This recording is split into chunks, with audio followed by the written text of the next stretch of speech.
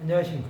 오늘은 사도행전 15장 22절에서 29절의 말씀으로 이방인 신자들에게 편지한 첫 번째라는 제목으로 하나님의 말씀을 나누고자 합니다. 본 말씀은 이에 사도와 장로와 온 교회가 그 중에서 사람들을 택하여 바울과 바나바와 함께 안디옥으로 보내기를 결정하니 곧 형제 중에 인도자인 바사바라는 유다와 실라더라.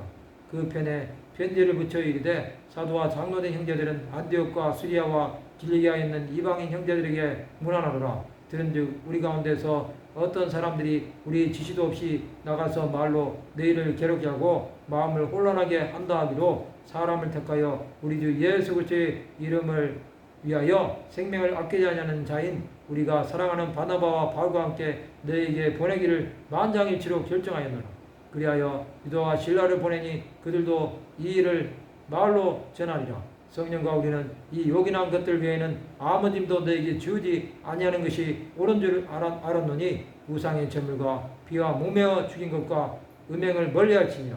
이에 스스로 상가하면 잘 되리라 평안함을 원하노라 하였더라. 예루살렘 지역 총회가 끝나고 나서 사도들과 장로들과 온 교회는 몇몇 사람을 뽑아 바울과 바나바와 함께 안디옥으로 보내기로 결정했습니다.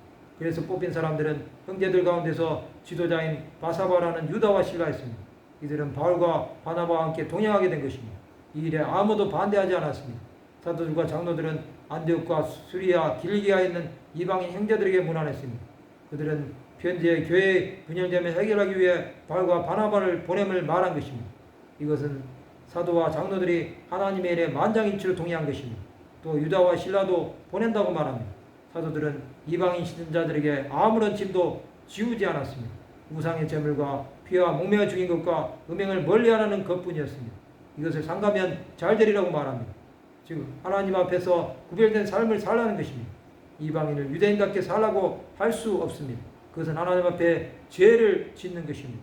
사도들이 이렇게 결정을 함으로 이방인 신자들은 따라주어야 했습니다. 하나님의 교회는 질서가 있습니다.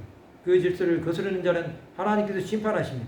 사도와 장로들이 이렇게 결정한 것은 교회를 어지럽힌 자들이 있었기 때문입니다. 그들이 마음대로 교회를 해치는 바람에 이방인 신자들은 방향을 못 잡았던 것입니다. 이제 사도와 장로들은 평안함을 원하고 있습니다. 교회의 평안은 하나님께서 주시는 것입니다. 이제 이방 선교를 위해 하나님은 모든 거치는 장애물들을 제거하신 것입니다. 하나님 나라는 전할수록 방해자들이 나타나는 것입니다. 성도 여러분, 우리는 하나님의 일에 동력자가 되어야 한다는 것입니다. 그것은 하나님의 일에 전적인 헌신이 있어야 한다는 것입니다. 헌신이 없는 하나님의 일은 감당할 수 없습니다. 바울과 바나바, 유다와 실라는 자신들의 삶을 하나님 앞에 온전히 드린 것입니다. 이러한 헌신은 하나님의 일을 감당할 수 있는 원동력이 됩니다. 우리는 천지를 지으신 하나님의 일에 충성하는 자들이 되어야 합니다. 하나님께서 보내시는 곳은 어디든지 가는 자들이 되어야 합니다. 그것이 우리의 사명인 것입니다. 하나님의 은사와 부리심에는 후회하심이 없으십니다. 말씀을 마치고자 합니다.